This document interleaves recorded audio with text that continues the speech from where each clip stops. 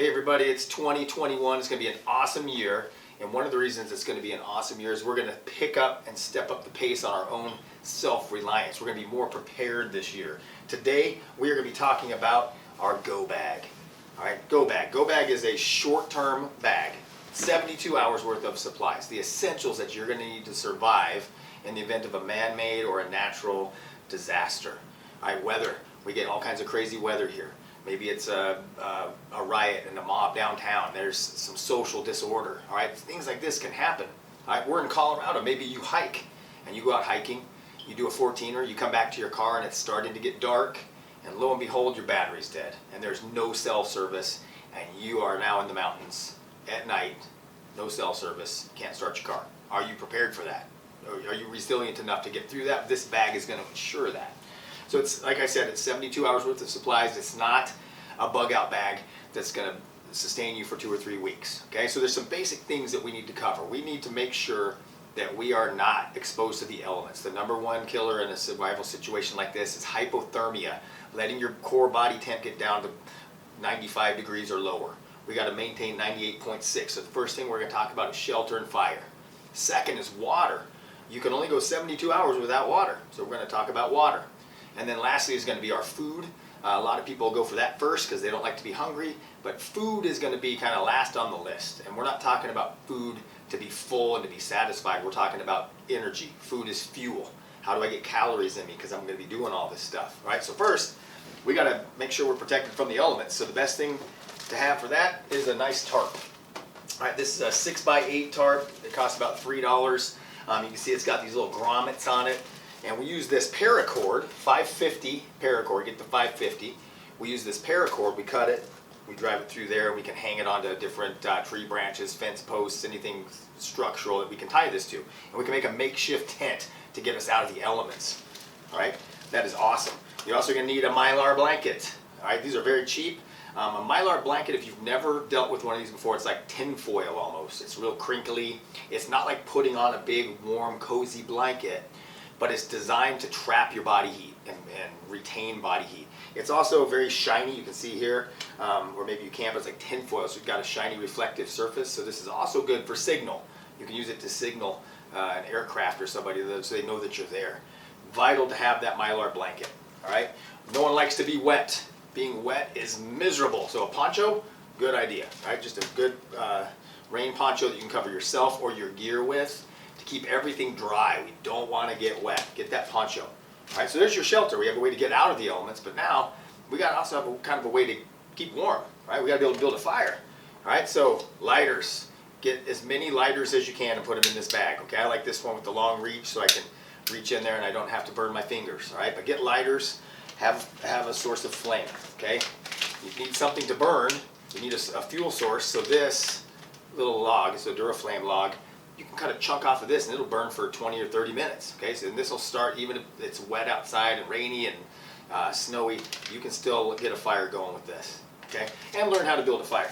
Now you're also going to want to have light. These headlamps are awesome. They're cheap.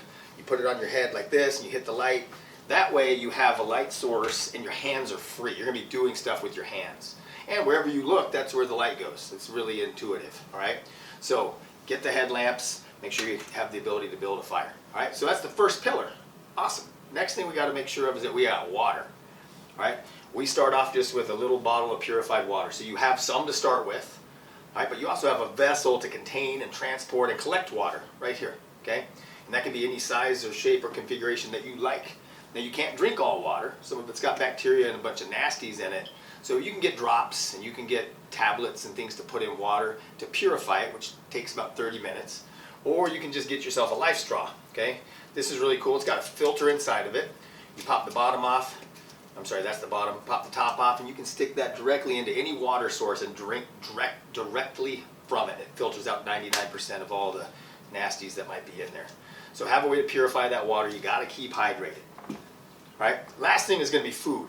All right? So what we want is calories. We want energy. We want something to burn. So we recommend root beer. Root beer's got the highest level of sugar and calories out of any soda, all right? And then gummy bears, all right? They're delicious, but they also have a ton of calories.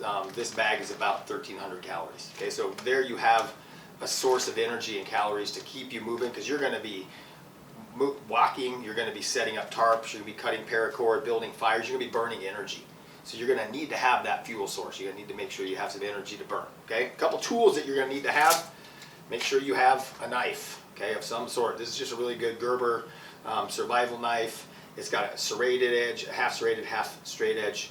And this is good for cutting paracord, because you have to cut the paracord to set up your tarp.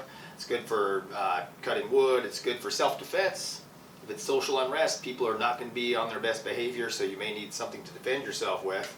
So that knife could come in super handy. All right, so have a good knife, have a good blade. Also, a multi-tool, something like this. It's got pliers, and it's got all kinds of other stuff on it, screwdrivers, and it's got knives and saws. So this thing can solve a lot of problems for you, okay? And you're going to have a lot of things that you're going to have to deal with, and this may be the one thing that solves them all, okay? So those are the basic essentials, and there's some other things that we want you to have, just kind of extra. Duct tape. Make sure you have some duct tape. You can build a space shuttle with duct tape. I mean, this stuff is awesome. You can do all kinds of stuff with it. You want to stay clean, all right? You want to be able to clean your hands, clean your body, so some flushable wipes and some hand sanitizer. Have this stuff on board, okay? Because you don't want to get nasty, okay? Walkie-talkie, comms. We got to be able to communicate with the people around us. Short-range walkie-talkies are great, all right? So test these out, make sure they work ahead of time, and have a way to communicate with the people in your group, all right? Now, so we drank all this water. We're really hydrated, we were hungry, and we also washed our gummy bears down with some root beer, so now we got to go to the bathroom. Got to talk about it, all right? If you're inside your car, let's say you're trapped, it's a blizzard, you can't get out of your car, and you got to go to the bathroom, this thing comes in super handy. This is a little pee bottle, okay? So it's got a little opening here and a lid that opens and closes like this, and it telescopes out like that, and you just go right in there, and then shut the lid, and then you can go dump it wherever you want to dump it, okay? This thing has come in handy on multiple occasions. Just remember, this is for number one, not for number two, all right? But you got to think about every contingency, all right? So there you have it. 72 hours worth of supplies to make you self-reliant, because you know no one's coming for you. It's up to you. And everybody you love, everyone you care about, deserves to have this. Set this up for your kids, for your spouses, for your parents, your immediate family. Our immediate family and our kids, they all have one of these. And it's in their car, and they take it wherever they go. And we've showed them how to use this stuff, all right? So if you have the go bag, and you have it all set up, and you throw it in your basement, it's not doing any good. Put it in your car. And for every person in the car, have a go bag for each person. So if Amy and I are driving somewhere, we've got 2 go bags in the car. If the kids are with us, we got 4 go bags in the car. Everyone has their go bag with them, all right? And then get your training. Don't just buy it and call it good. Practice setting up your tarp. Learn how to build a fire, all right? Learn how to use your knife without cutting yourself. All right, test out your root beer. Make sure it's yummy, okay? But get your go bag going. Have that self-reliance. Let's make 21 a great year, and be prepared.